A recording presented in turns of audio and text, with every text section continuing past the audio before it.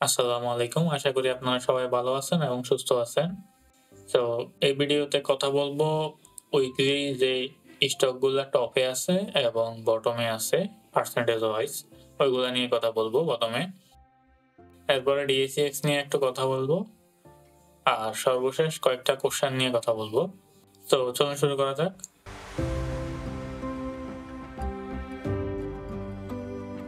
So ১ম এ weekly top স্টকের যদি কথা বলি, সবার উপরে আছে জিএল বাংলা। এরপরে আছে আপনার বিডি থাই ফুড, এরপরে বিডি থাই, এরপরে কেটিএল। সো আপনারা পার্সেন্টেজটা এই সাইডে দেখতে পাচ্ছেন। তো জিএল বাংলাটা আপনার ৪৫.৮১% ইমপ্রুভ হইছে। এরপরে বিডি থাই ফুডটা আপনার ৪৩.৯৭। এরপরে বিডি থাই হচ্ছে ২৬.৪৭%। তো একটা সহজ পদ্ধতি আপনাদের বলি, সবসময় টপ স্টক গেইনার আর টপ লুজার এইগুলা থেকে একটু দূরে থাকার চেষ্টা করবেন। তো আপনি হয়তোবা ১০০টা স্টক টপের মধ্যে দেখছেন, যেগুলা দেখবেন যে বেশিরভাগ সময় আপনি ঢোকার পরেই দেখবেন যে এটা নিচে নেমে গেছে। তো টপ স্টক থেকে যতটা অ্যাভয়েড করে দূরে চলা যায় ততই ভালো। এটা হোক উইনার হোক লুজার।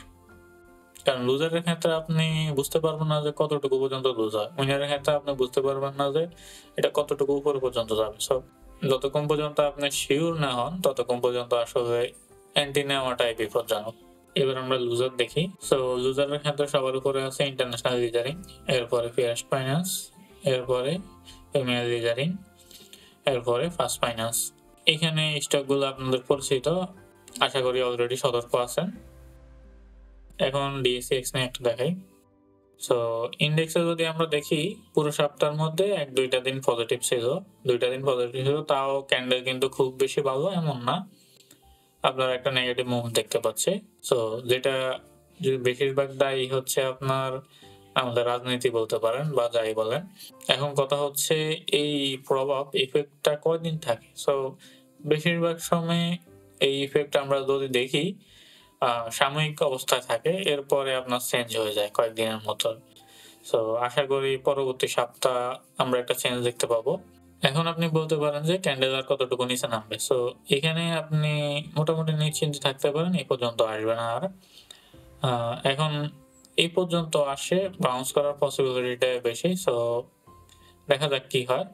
আর এখান পর্যন্ত আসার পরে কিন্তু আপনার স্টপ লস নেওয়ার একটা মেন্টালিটি থেকে যেতে হবে। এখন ৩ নম্বর অংশে ভিডিও যে কোয়েশ্চেন অ্যান্সার। এটা আসলে কোয়েশ্চেন অ্যান্সার না, এটা হচ্ছে আপনার একটা জিনিস আমি লক্ষ্য করছি যে আমাদের সবার মধ্যে একটা ট্রেন্ড আছে। যেমন মনে করেন যে এখন আমি শেয়ার মার্কেটে মোটামুটি একটা লেনদেন করি। হঠাৎ করে আমার হাতে ৳১,০০,০০০ চলে আসছে। সো আমি পুরোটা এক্সাম্পল বলছি। খুবই বেশি পরিমাণ সম্ভাবনা যে আমি এই ৳১,০০,০০০ সাথে সাথেই স্টকের মধ্যে নিয়ে যাব এবং কনভার্ট করে নিব।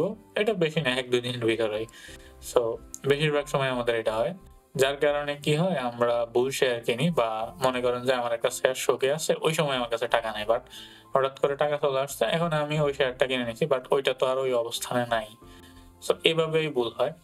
যার জন্য আমি কিছু কথা বলি। ১ম হচ্ছে আপনার কোন শেয়ার কিনার আগে আপনার ওই শেয়ারটা মিনিমাম ২-৩ দিন একটু অপেক্ষা করে লক্ষ্য করেন যে এই শেয়ারটা কোন দিকে মুভ দেয়, একটা সাপোর্ট লাইনে আছে কিনা, কোন নিউজ আছে কিনা লক্ষ্য করা দরকার কয়েকটা দিন অপেক্ষা করে।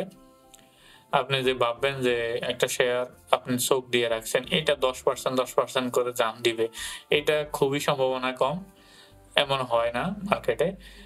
আপনার টাকা থাকলে যে আজকে শেয়ার কিনতে হবে, এইটা এই মানসিকতাটা আসলে খুবই বিপজ্জনক। আর বেশিরভাগ এখন ডাউন মার্কেটের সময় আপনার হাতে যে টাকাটা আছে এটা রেখে দিলেই ভালো। পরবর্তীতে আপনি কয়েকটা ফান্ডামেন্টাল স্টক খুঁজতে পারেন। আজ এই পর্যন্তই। আশা করি আপনি ভিডিও থেকে ইনফরমেশন পেয়ে গেছেন। আবার দেখা হবে। আসসালামু আলাইকুম।